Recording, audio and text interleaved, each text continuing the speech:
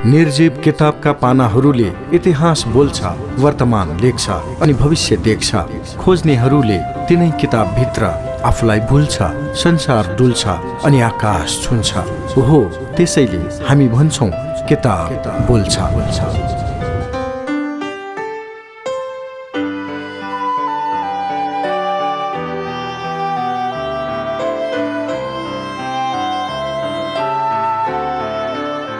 नमस्कार, स्वागत छ कार्यक्रम किताब बोल्छ। कार्यक्रम किताब बोल्छमा समाजले निकै रुचाएको, चर्चा परिचर्चा भइरहेको महत्त्वका विषय केन्द्रित पुस्तक वाचनकै माध्यमबाट तपाईलाई सुनाउने कार्यक्रम हो। कार्यक्रम किताब बोल्छ प्रत्येक साँझ 4:45 बजे प्रसारण हुन्छ र यसको पुनः प्रसारण बिहान 12:15 बजे तपाईँ सुन्न सक्नुहुन्छ। कार्यक्रम किताब बोल्छमा हामी वाचन गर्दैछौँ सरदार पण्डित राममणि आचार्य दीक्षितको पुराना सम्झना। केशवमणि आचार्य दीक्षितद्वारा सम्पादित यो पुस्तक 2029 साल श्रावण 17 गते प्रकाशित भएको हो। श्रीमती नलिनी देवी आचार्य दीक्षित शान्ति निकेतन पुस्तकालय गैरीधाराद्वारा प्रकाशित इतिहासका रोचक प्रसङ्ग समेटिएको यो पुस्तक हलन्त बहिष्कारलाई ध्यानमा राखी सिर्जना गरिएको छ। यस पुस्तकको शब्द र भाव लेखककै हामी मात्र वाचन गरिरहेका छौँ। यो समयमा हामी पुराना सम्झना तपाईलाई सुनाउँदैछौँ र यही क्रममा भाषा सेवाका उपक्रमहरू जोड्दैछौँ। पहिलो बिसौनीका रूपमा पुराना सम्झना। लगाएर गलामाथि माला नरकपालको, नाचने कालिका माई रक्षा गरुणा यसको, गौरी शङ्करका पाउ शिरमा धरी भक्तिले पुराना सम्झनाको यो उठान सुरु गर्दछु। भाषा सेवामा पहिलो प्रयास 1960 देखि 1963 सम्म श्री चिफ साहब भीम शमशेरको दरबारबाट लान्छना र तिरस्कार खाई बल्ल तल्ल उमकिएर बनारस प्रभाकरीको काम हेर्न पुगे। यो कुरा 1960 साल मार्ग महिनाको हो। 21 वर्षको उमेर थियो।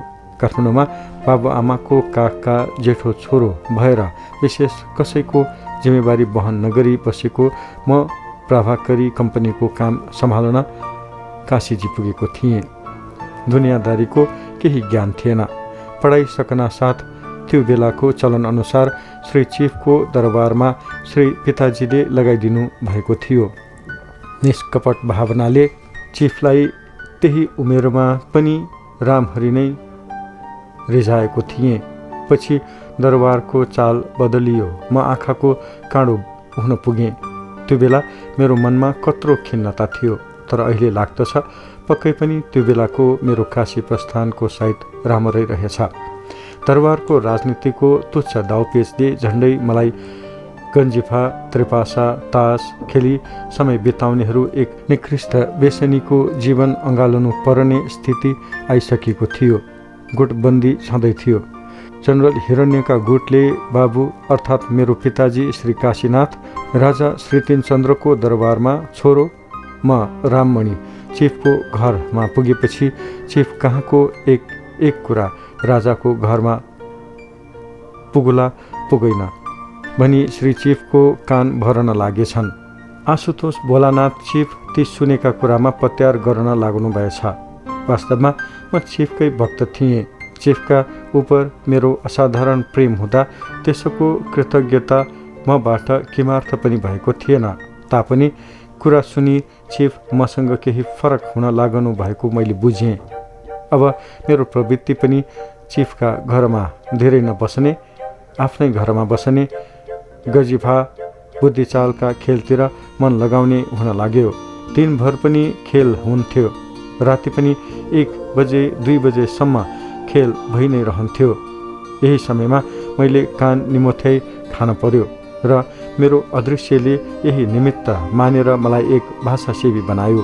काशी पुगेको केही दिनपछि नै अर्थात् 1960 साल मार्ग 4 देखि 5 गतेदेखि नै अलपत्र परेको प्रभाकरीको काम हात हालेँ। जिम्मेवारी वहन गरेर जिन्दगीमा अघि बढेको पहिलो पटक यही भने पनि हुनछ। तल्लीन भएर छापाखानाको उन्नतिमा लाग्न लागेँ। सायद तपाईँहरूलाई यो कुरा मन परेन र हाँस्नु पनि होला, तर अब मलाई कसैको हाँसो र कसैको खिसीले अन्तर केही पार्न सक्दैन। मैले आफ्नो जुन धारणा बनाएँ त्यो एक किसिमले ढालिसकेको छ। त्यसमा अहिले हेरफेर गर्न मलाई कठिनै पर्दछ। यो भननाको मतलब के हो भने म आफूलाई पूर्णतया आर्यतावादी ठान्दछु। मेरो ईश्वरमा अटुट श्रद्धा भक्ति छ। म भाग्य र अदृश्यलाई पनि ठुलो आस्थाले हेर्दछु। माथि जति पनि घटना घटे त्यसमा अदृश्यको कुनै हात छ भन्ने सम्झन्छु। प्रेसमा लाग्नु के थियो? मुद्रण र प्रकाशनको साथै भाषाप्रति मेरो ममता बढ्न लाग्यो। त्यो दिनसम्म मलाई आफैलाई पनि पत्तो थिएन ममा राष्ट्रप्रेम यति छ भनेर। नेपाली र नेपालीयता प्रतिको मेरो ममताले त्यहीबाट भाषा भवानीको उपासना गर्ने उपक्रम बनाउन थाल्यो। पहिले प्रभाकरीमा हिन्दी, संस्कृत र केही छुटफुट नेपाली किताब छापिने गरेको रहेछ। मेरो पहिलो अभियानै प्रेसमा नेपालीलाई प्राथमिकता दिँदै नेपाली लेखकले लेखेको संस्कृतका पुस्तकलाई पनि जनसमक्ष ल्याउनेतिर भयो। केही नेपाली पुस्तकहरू पनि त्यही सङ्ग्रहित भेट्टाएँ र तुरुन्तै रामनारायणजीलाई डाकेर आफ्नो मनतव्य सब सुनाएँ। यी मानिस बडो गम्भीर पण्डित र विचारशील थिए। यिनले मेरो मन्तव्य सबै सुने। नेपाली छापिने कुरालाई लि मसँग अक्षर राख्ने काठका 10-12वटा केसहरू बनाइदिने अनुरोध गरे। यो बेलासम्म मलाई आफ्नो भाषाको स्वरूप विषयमा गहिरिएको ज्ञान थिएन। भाषाको उत्थान गरौँ, अभिवृद्धि गरौँ भन्ने भावना त आयो, तर अडचनहरूका बारेमा मार्गदर्शता भएर पहिले रामनारायणजी नै अगाडि आएका हुन्। उनको प्रार्थनालाई आश्चर्य मान्दै मैले प्रश्न गरेँ, किन हिन्दी त छापिँदैछ, केस किन चाहियो भनेर सोधेँ। उनको जवाफले मेरो आँखा खुलायो। रामनारायणजीले भने, तपाईँहरूकै भाषा गद्यमा नचलेको हुनाले र पद्यमा मात्र चलेकी हुनाले छन्दशास्त्रको नियम बमोजिम सर्वथरी अक्षर 2-2वटा चाहिने हुनाले एउटा सद्य र अर्को काटिएको अक्षरका निर्मात हरेक अक्षर 2-2 थरी राख्नुपर्ने हुँदा एकै खानामा 2 थरी अक्षर राख्दा कम्पोजलाई अडबड पर्न जान्छ। तसर्थ मलाई केस चाहिएको हो। के त हाम्री भाषाको गद्यमा गति नै छैन त? किन गद्यमा नलेखिएको हो? कुरा बुझ्नु पर्यो। नेपालीमा लेखिएको गद्य कस्तो हुँदो रहेछ हेर्नु पनि पर्यो भनी त्यसै दिनदेखि कविता, रीति र उपोद्घात लेखन सुरु गरेको हुँ। पुस्तक पसलेहरू कहाँ गई नेपाली गद्यका पुस्तकको खोजी पनि गरेँ। गद्य पुस्तक पाउन सकिन र हाम्री भाषामा गद्यको प्रचलन नभएकै ठहराएँ।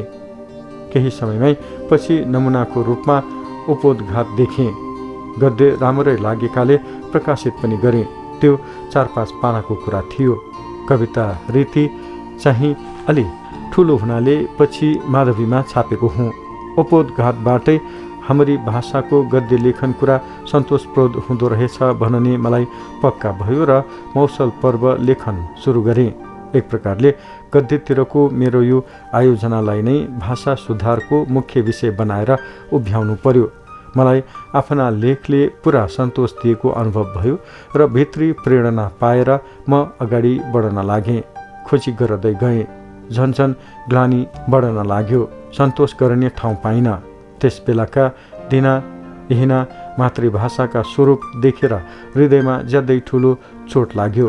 सिलोक, टुक्का र रसिया सरहमा भाका हालेर पढिने लेख बाहेक अरू तरहको लेख न त लेखक नै लेख्दथे न त पाठकहरू नै त्यसता लेख पढ्न रुचाउँथे। भाषाको अर्थ भाका हालेर पढ्नु नै सबैजसो मान्दथे। गद्य कुन चिडियाको नाम हो त्यसमा पनि पुस्तक लेखिनछ भन्ने भावना पण्डितहरूमा पनि पाइन्थ्यो। भाषाको उन्नतिमा कलम र कदम चाल्नु उपयोगी सम्झिँदैन थियो। शब्दहरू खुट्टा काटेर लडाइन्थे। त्यो खुट्टा काट्नेको सीमा बढ्दा बढ्दा स्वरसम्मको पनि व्यञ्जन सरहबाट लघु उच्चारणमा प्रयोग हुन्थे। गद्य तरफको कसैको रुचि नै थिएन। भाषाको उत्थानको ध्येय कसैमा देखिँदैन थियो। किताब लेखने र छाप्ने दुवै केवल पैसा कमाउने प्रवृत्तिमै दौडेका थिए। भाषाको अवस्था र विकृत रूप देखेर म त किम कर्तव्य विमूढ हुन पुगेँ। के गरेर हाम्री भाषालाई सर्वाङ्गीन सुन्दरी बनाउने भन्ने विषयमा ध्यान जान लाग्यो। भारतमा थिएँ। अध्ययन विशेष गरेर संस्कृतको भए तापनि भारतीय भाषाको ज्ञान थियो। आफ्नै छिमेकी भाषाको विकासक्रम र स्वरूप देखेर मनमा हौसला बढ्यो। हिन्दी पनि पहिलो रूप यसतै खुट्टा काटेर लडाइने विकृतै रहेछ। जथाभावी खुट्टा काट्ने चलनले यिनलाई पनि पछ्याएको रहेछ। हिन्दीको पहिलो रूप उदाहरण स्वरूप पाठकहरूको समक्ष प्रस्तुत गर्दछु। सन् 1826मा निस्केको उदन्त मार्तण्ड भनिने साप्ताहिक पत्रिकाको हलन्त भएको एक अंश। इस कागज के पता एक का इश्तेहार ये उदंत मार्तंड अब पहले पहल हिंदुस्तानियों के हित के हेतु जो आज तक किसी ने नहीं चलाया, पर अंग्रेजी और फारसी और बंगले में जो समाचार का कागज छपता है उसका शुरू उन बोलियों के जानने और पढ़ने वालों की ही होता है। संस्कृत र हिंदी को सम्मिश्रण भनौँ वा ज्यादै नगिचैको साहचर्यबाट हाम्री भाषा पनि प्रमाणित भएकी नै छन्। दुवैको मूल एउटै हो। हाँगा मात्र फरक भएकोले उत्थान र विकास क्रममा पनि सरलता, सुन्दरता तथा सुबोधता ख्याल राखी हामीले चलनु मुताबिक एउटै हो। हाँगा मात्र फरक भएकोले उत्थान र विकास क्रममा पनि सरलता, सुन्दरता तथा सुबोधताको ख्याल राखी हामीले चलनु मुताबिक होला भन्ने लाग्यो। बङ्गला, मराठी, गुजराती, मैथिली, गुरुमुखी सबैले आफ्नो आफ्नो बेग्लै अस्तित्व कायम गरेको नै पाए। हाम्री भाषा पनि यिनै सरहकी बनाउन पाए हुने थियो भन्ने भावना उठ्यो। कार्यक्रम किताब बोल्छ तपाईँ सुन्दै हुनुहुन्छ। कार्यक्रममा हामी सरदार पण्डित राममणि आचार्य दीक्षितको पुराना सम्झना सुनाउँदैछौँ। केशवमणि आचार्य दीक्षितद्वारा सम्पादित यो पुस्तक श्रीमती नलिनी देवी आचार्य दीक्षित शान्ति निकेतन पुस्तकालय गैरीधाराद्वारा प्रकाशित पुस्तक हो। 2029 साल श्रावण 17 गते प्रकाशित यस पुस्तकमा इतिहासका रोचक प्रसङ्ग समेटिएको छ। यस पुस्तकको अर्को अंश सुनाउन भोलि यसै समय उपस्थित हुनेछु। आजको लागि भने कार्यक्रमबाट प्राविधिक सहकर्मी रेहान महर्जनलाई धन्यवाद दिँदै म सुरजवीर वज्राचार्य छुट्टिन्छु। नमस्कार।